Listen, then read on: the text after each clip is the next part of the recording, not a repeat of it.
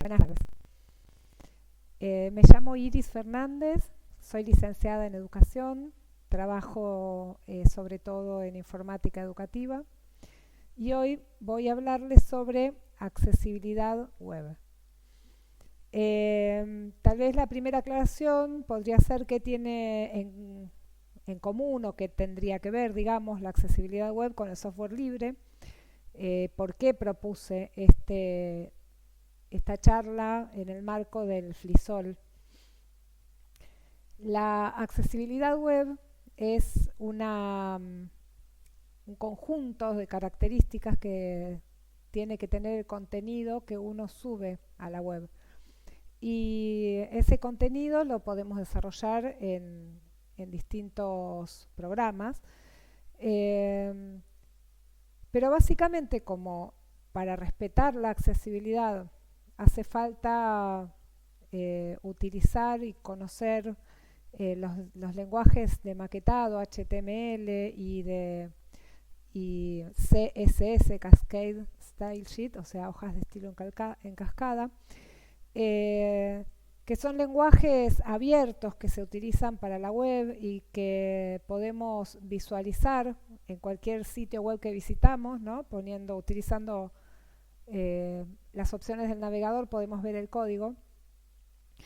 Se trata de conocimientos muy vinculados, ya que cuando una persona va dominando este tipo de lenguajes como el HTML y el CSS, se va insertando en el mundo del código abierto, visible, del código que se comparte, porque yo tomo una parte de un sitio web, me fijo cómo está hecho y lo puedo imitar en mi sitio web. Es decir, que son contenidos sumamente relacionados. También, por otro motivo, que cuando hablamos de software libre o de cultura libre estamos hablando de una cultura que tiene que ver con incluir, con la inclusión, es decir, no dejar afuera a las personas, no dejar afuera de la cultura a las personas, por ejemplo, porque no pueden pagar algo, ¿no? Y bueno, en este caso vamos a hablar de inclusión de otro tipo. Bueno, empecemos entonces por la primera diapositiva.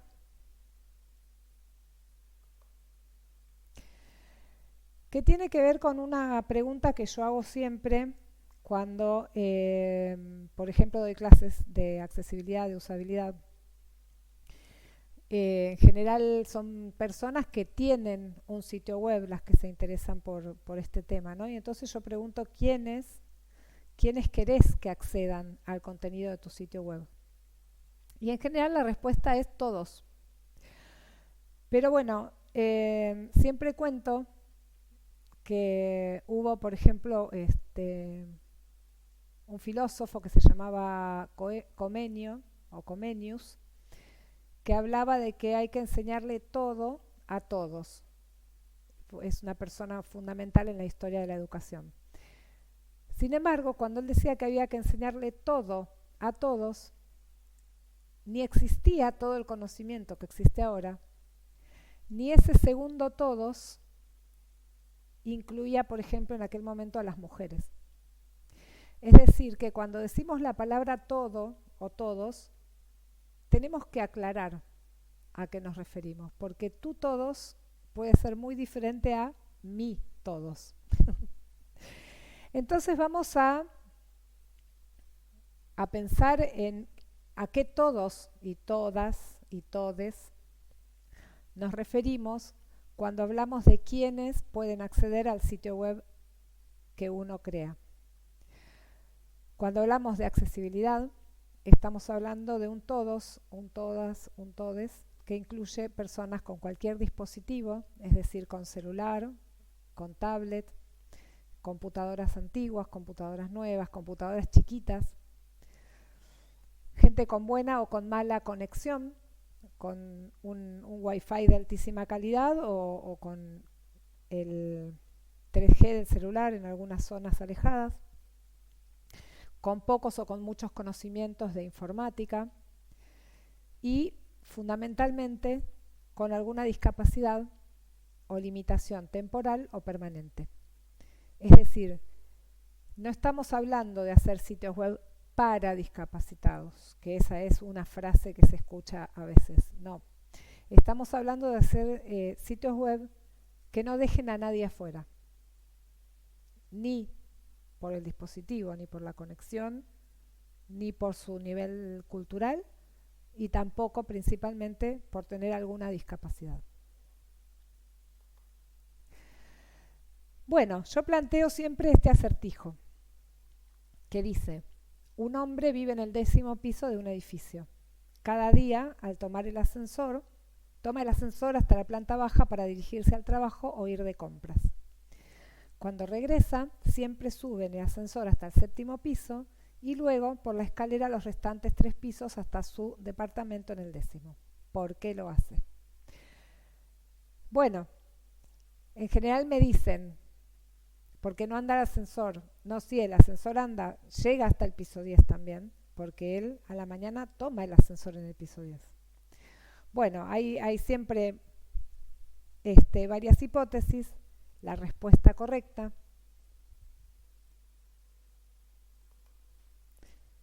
es que el hombre es enano y la botonera del ascensor es demasiado alta.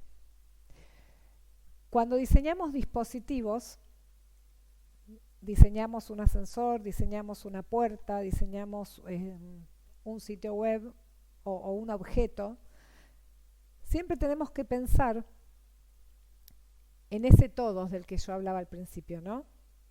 ¿Quiénes van a usar este ascensor? Todas las personas. Entonces, va a haber personas con menor estatura que otras que necesitan que los botones estén más bajos. Esto es algo de todos los días para las personas con discapacidad. Tratar de ir a un médico y que no haya posibilidad de acceder cuando uno se traslada en una silla de rueda, o que no haya ascensor.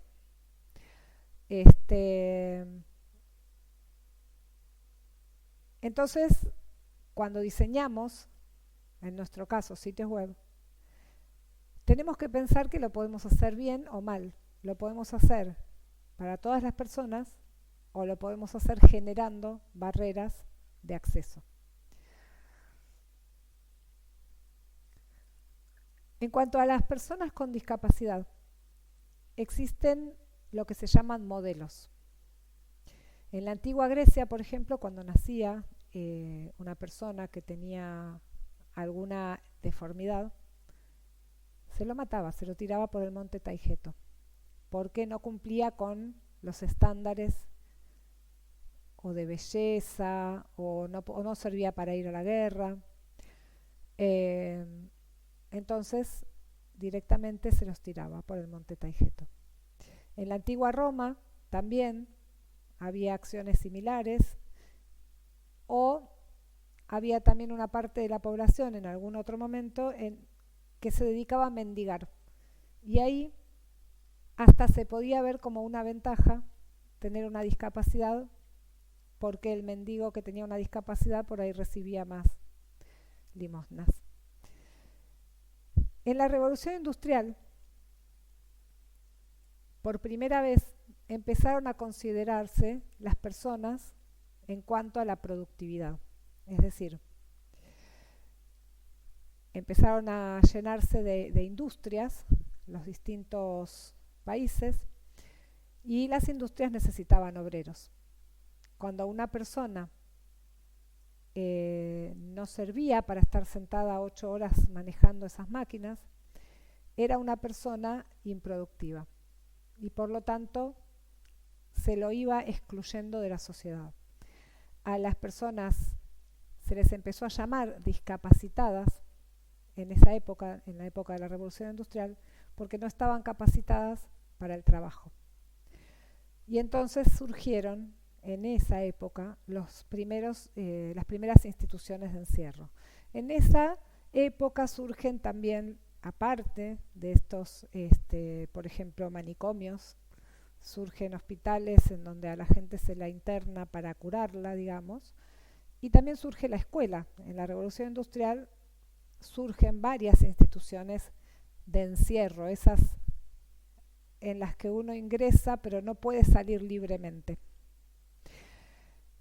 Bueno, el modelo, la forma de ver a las personas con discapacidad cambia rotundamente con las guerras mundiales, principalmente en la Segunda Guerra Mundial, cuando empezó a haber muchísimos heridos de guerra que volvían a Estados Unidos y a quienes se empezó a ver como héroes. Entonces, acá cambia el modelo y de pronto se empieza a intentar curar a las personas que tienen una discapacidad. Se los quiere curar y se busca incentivar a que esa persona progrese, que esa persona de todas formas con un esfuerzo y con una personalidad fuerte logre, por ejemplo, hacer deportes, logre trabajar. Y entonces esta visión surge en esa época y aún hoy está vigente en gran parte de la sociedad. Es un problema porque la mayoría de las personas con discapacidad no quieren ser héroes, quieren ser personas que van, que vienen, que trabajan. El hecho de ser héroe, de ser un modelo de esfuerzo y dedicación y de paciencia, puede ser que a alguna persona le guste que tenga esa personalidad, pero no es algo para todas las personas. Hay gente que simplemente quiere vivir tranquila, gente que simplemente quiere estudiar, ser intelectual, no héroes, no modelos, no ser aplaudidos, aplaudidas. Acá hay un meme sobre el tema en donde se muestra una mano. Describo la imagen por si alguien no la puede ver. Hay una mano asomando del agua como una persona ahogándose y dice gente con discapacidad pidiendo rampas, derechos y oportunidades. Y aparece otra mano que es la sociedad. ¿Y qué hace la sociedad? En lugar de darle la mano para sacarla del agua, le pega un golpecito, digamos, choque esos 5 y le dice sos un ejemplo.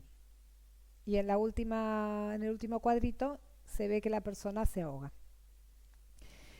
Entonces, el modelo médico, que es uno de los que todavía está vigente en la sociedad, habla de quien logra esforzarse mucho y superarse, visto como un héroe.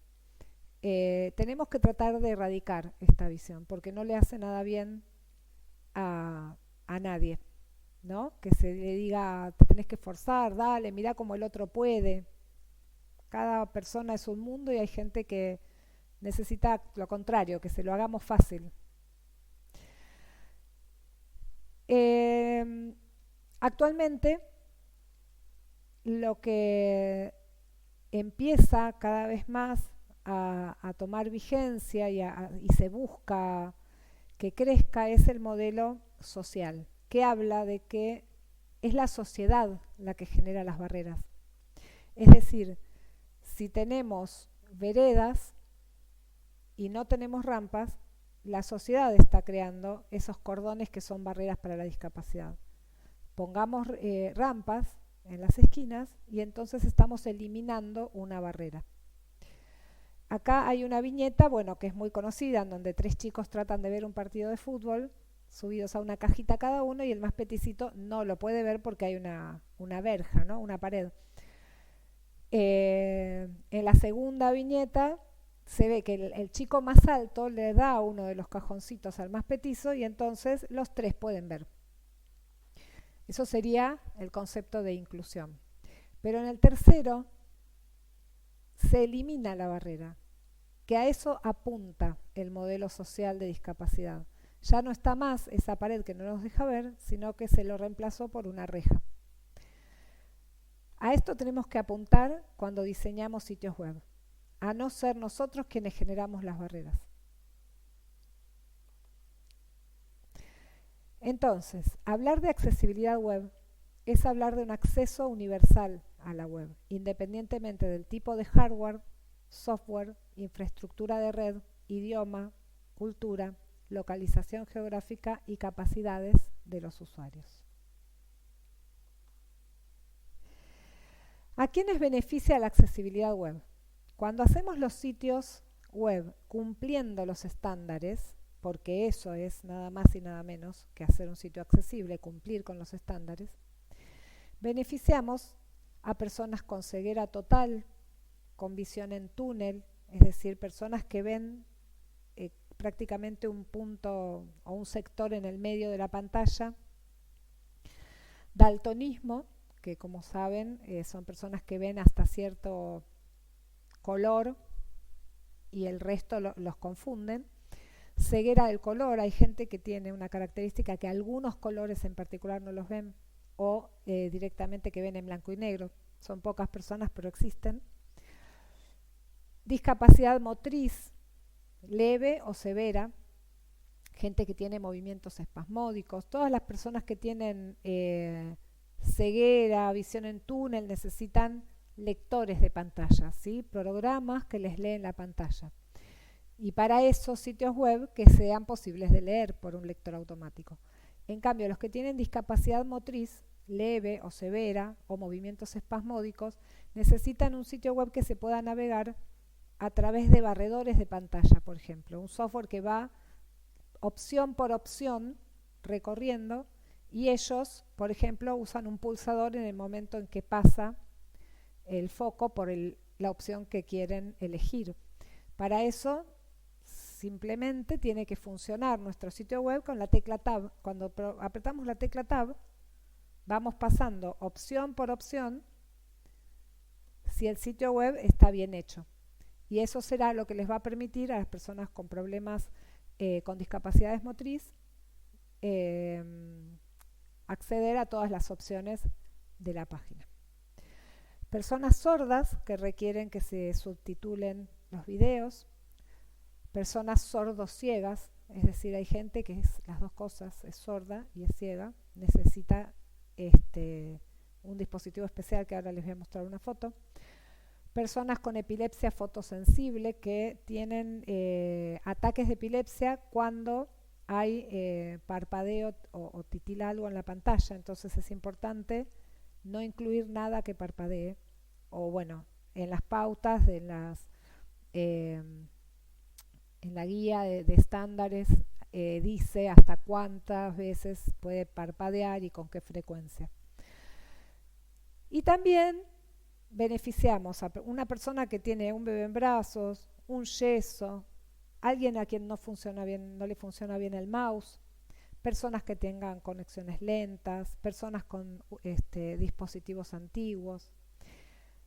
Y como todos vamos envejeciendo, cada vez vemos menos, cada vez nos duele más el brazo y cada vez tenemos más achaques, finalmente nos beneficia a todas las personas. Hacer sitios web accesibles, cumpliendo con los estándares, beneficia a todas las personas en última instancia.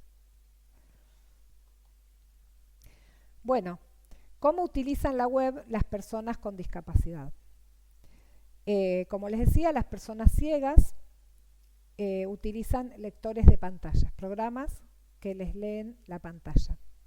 O magnificadores, ¿sí? Software que aumenta el tamaño de todo, como si fuera una lupa.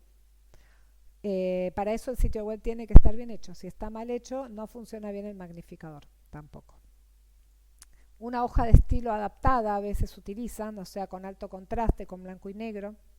Cuando yo elijo colores verdecito, azulcito, ellos usan su hoja de estilo especial.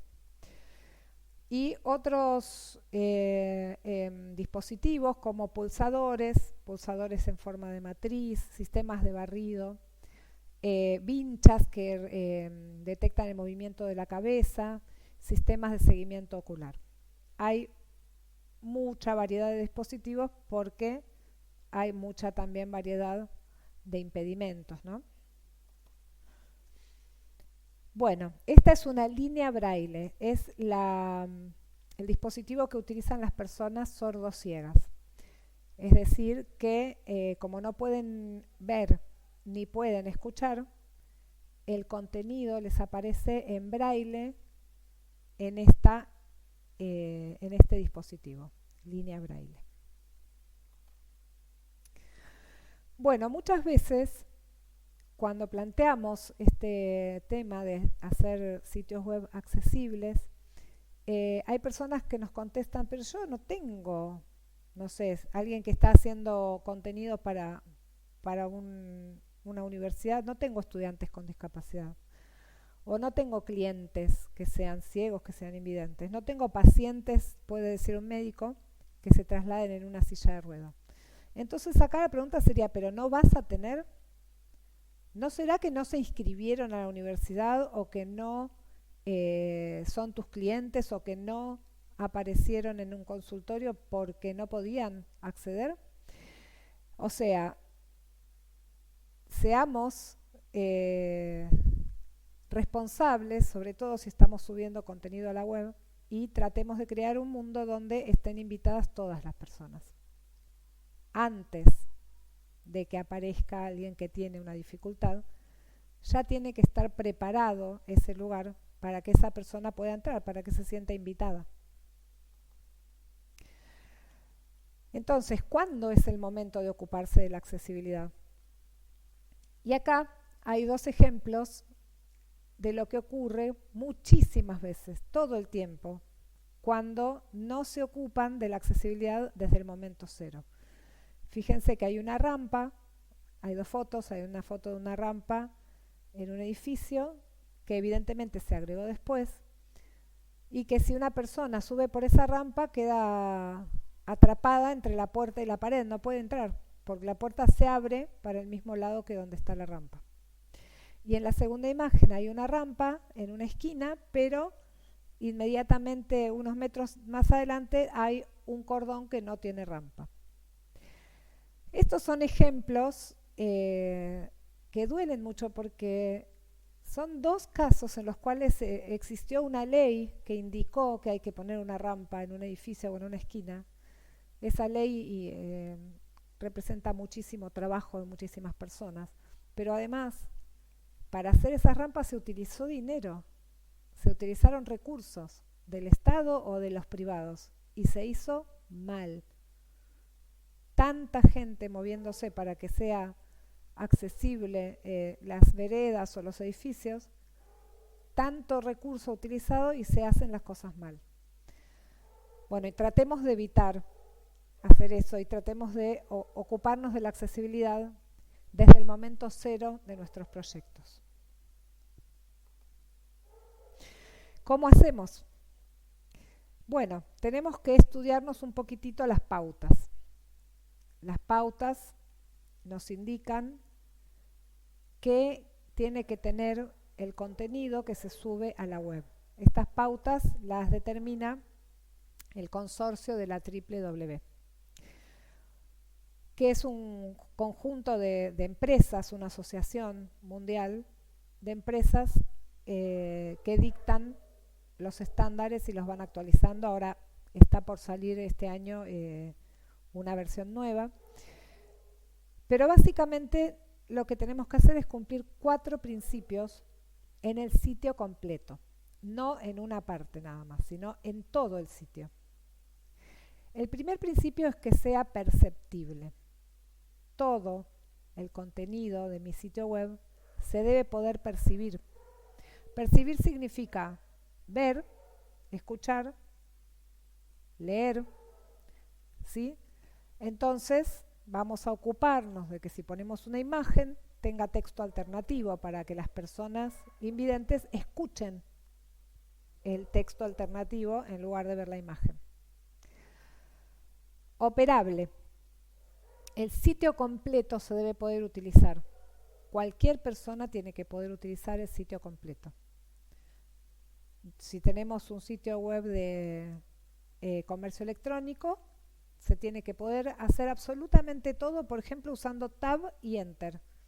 Y entonces eso ya es prueba de que muchísima gente va a poder acceder.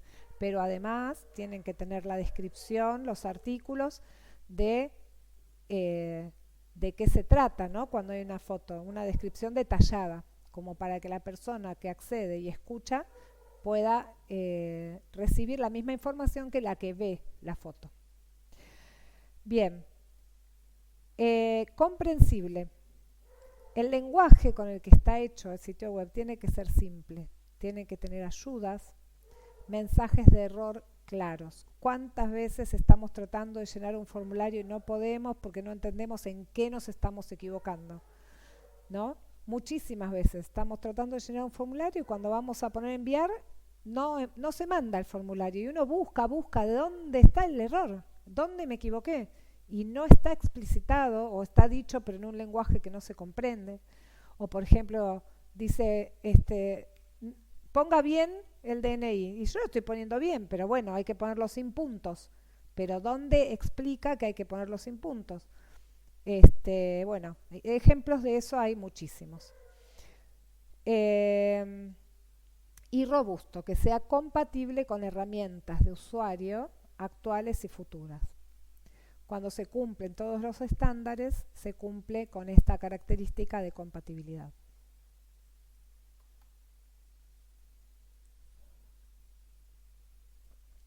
Bueno, y voy a nombrar 6 pautas fundamentales.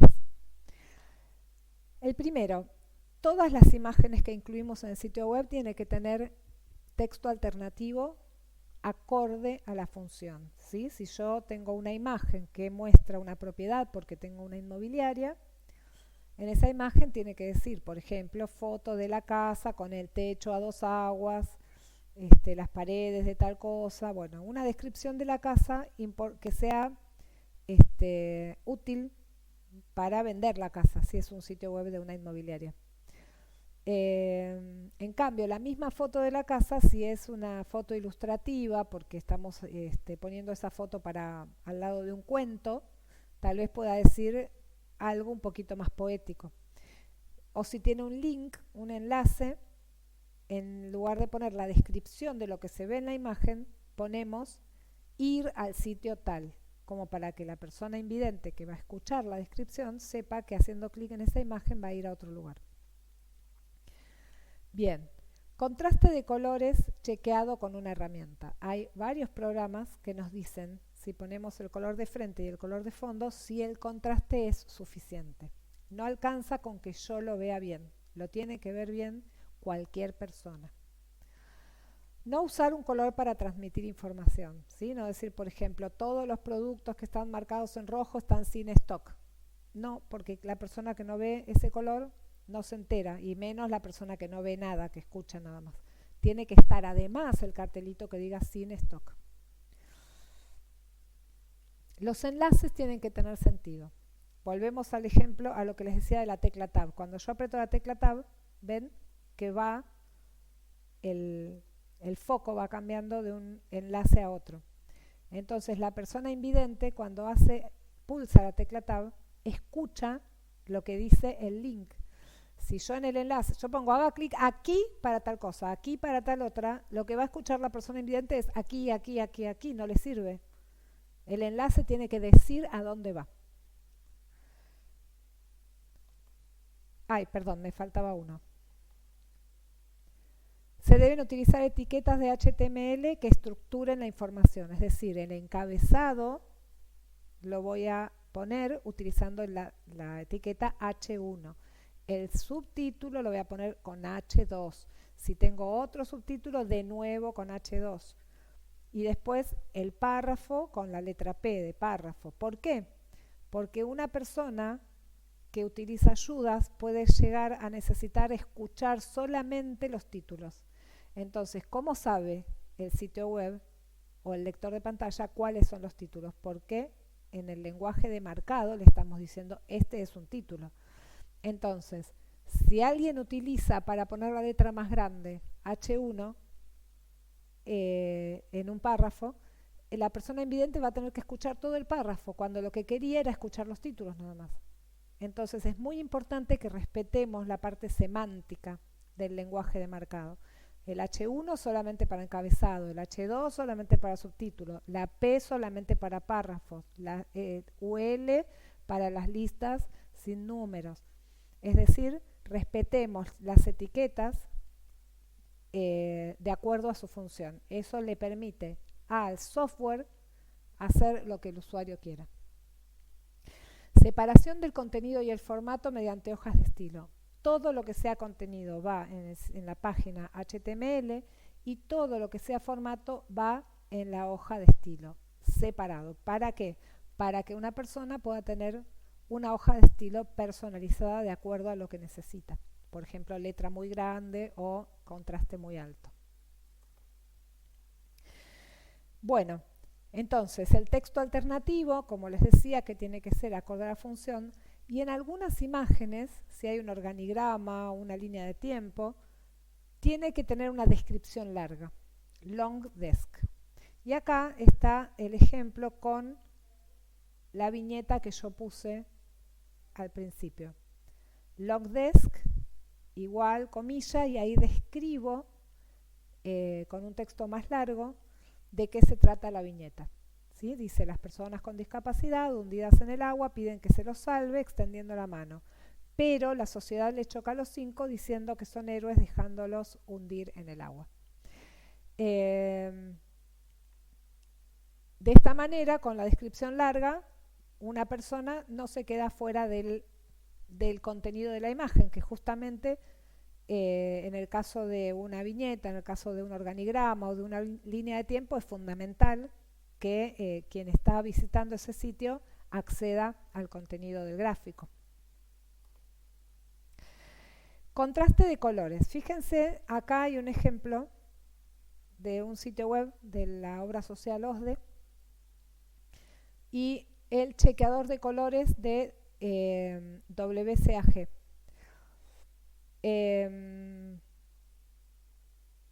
Bueno, no me salen las siglas. Contrast Checker es un programa que se agrega al navegador pero hay muchos. Fíjense que la crucecita roja nos marca que el contraste es insuficiente y nos está diciendo que es insuficiente acá en todos estos cuadritos. Tanto el de cartilla médica, que se dan cuenta bastante a simple vista, que medio no se ve. Gestiones online, información de socios, son todos tienen contraste insuficiente. Así que realmente en este sitio web la mayoría de los contenidos no se pueden ver para algunas personas. ¿Sí? Están dejando afuera a algunas personas. No usar un color para transmitir información. Acá encontré un ejemplo en donde dice, hay un calendario con algunos números en rojo y dice, estos números marcados en rojo son las opciones que tienes para realizar tu examen de admisión en este mes que inicia. Contáctanos para apartar tu espacio. Bueno, evidentemente está hecho para personas que ven el color rojo. Si una persona no ve el color rojo, no sé cómo hará. Tendrá que contactarse por otro medio. Enlaces con sentido. ¿Ven? Yo voy a pulsar la tecla Tab y acá, cuando un invidente está visitando el sitio, va a escuchar la palabra aquí y acá aquí. En cambio, cuando llega a esta opción va a escuchar entrar a Wikipedia, ir al buscador Google. Esa es una pauta muy importante. Los enlaces que nosotros incluimos en el sitio web tienen que tener sentido. Se escucha el lugar al que nos lleva el enlace. Y las etiquetas, como les había explicado antes, utilizar H1 para el encabezado principal, H2 para el subtítulo, H3 para títulos más pequeños, listas e ítems para crear el listado con viñetas, no usar asteriscos, puntos, es decir, hay gente que directamente está escribiendo y pone asterisco y escribe, asterisco y escribe.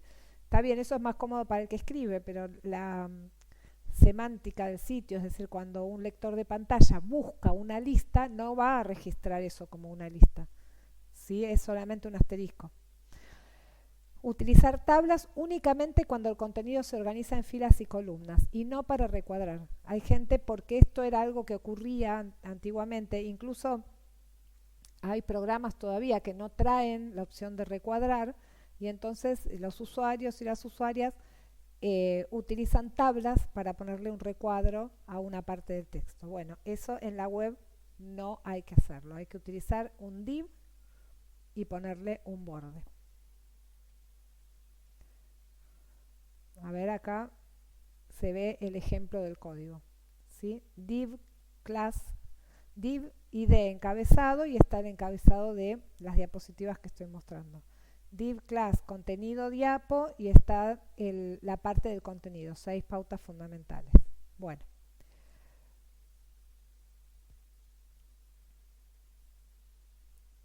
Separación del contenido y el formato mediante hojas de estilo. ¿Sí? Como les dije antes, en el archivo HTML ponemos todo el contenido y en la hoja de estilo indicamos los colores, los tipos de letra, los tamaños de letra. Y tenemos que fijarnos, cuidar especialmente que el sitio web que estamos haciendo se vea bien en diferentes dispositivos. Es decir, lo mínimo que tenemos que hacer cuando hacemos contenido para la web es mirarlo en el celular, probar si anda en el celular. Yo lo hago todo en mi computadora, bueno, mirar cómo anda en el celular o cambiar el tamaño de la ventana y ver que se vea bien. ¿Sí? A ver.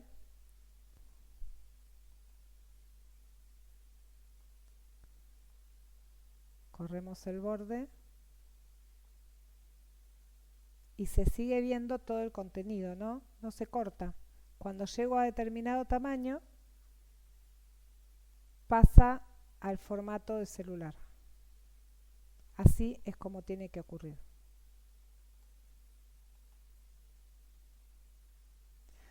Bueno, esto fue todo. Ahora, para darle un cierre para mí emotivo, les pedí a algunas amigos, amigas, que graben un videito en donde cuenten un poco cuál es la importancia de la accesibilidad web en general o en su vida en particular. Mi nombre es Paula Maciel. Yo soy una persona con discapacidad motriz y visual.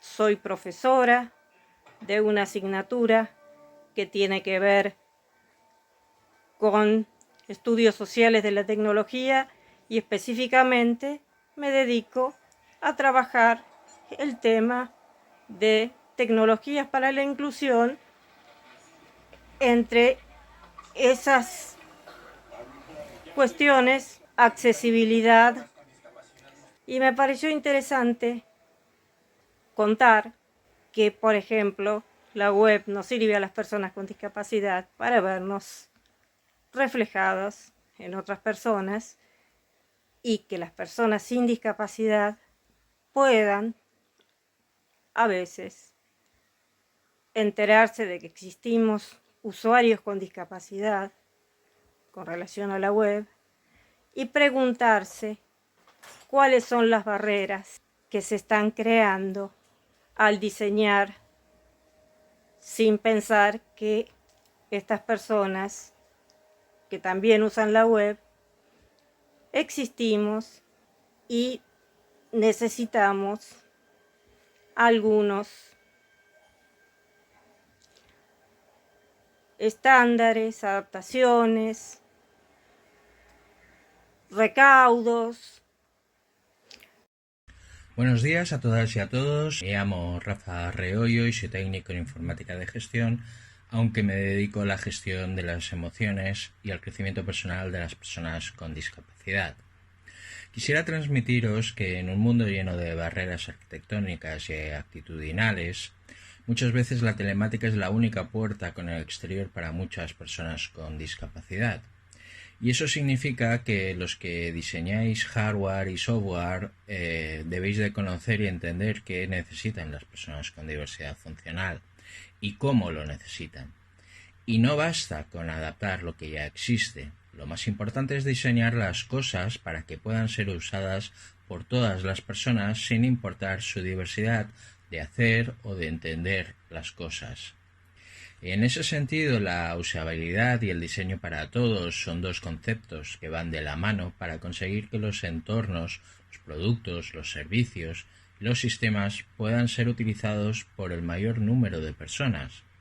Y por tanto, es un modelo de diseño basado en la diversidad humana, la inclusión y la igualdad. Por eso, yo espero que todos vosotros, como futuros profesionales, seáis capaces de entender esto y aportar un grano de arena en la práctica para conseguir entre todos un mundo mejor y más igualitario para todos.